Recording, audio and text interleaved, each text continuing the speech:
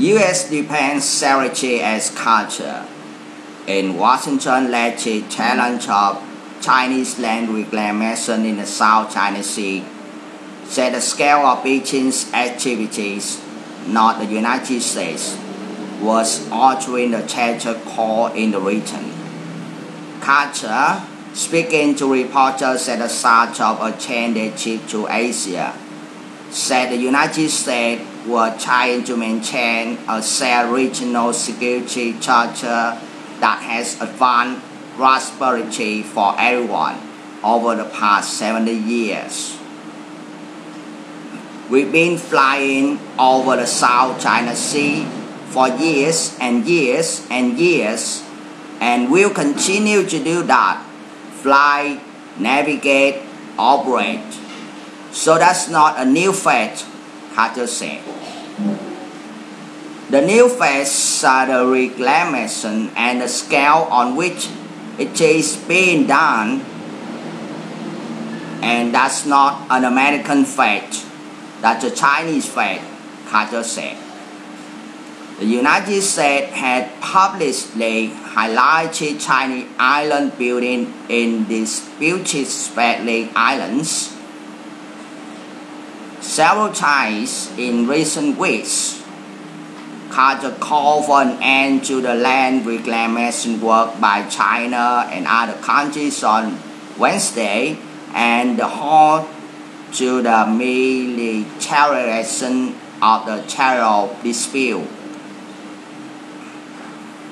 The U.S. Navy last week sent a reconnaissance plane carrying Navy and television camera crews to film the Chinese trenching work, which U.S. officials say has added some 2,000 acres to find out spots in the resort reef Spratlys, including 1,500 this year. The Spratlys are claimed by half a dozen countries, including the Philippines, Malaysia, Vietnam, and China. China Foreign Minister spokeswoman on Thursday reiterated her country's claim to the islands as sovereign Chinese territory and noted Washington had made no comment about other claimants' activities to build on some of the islands.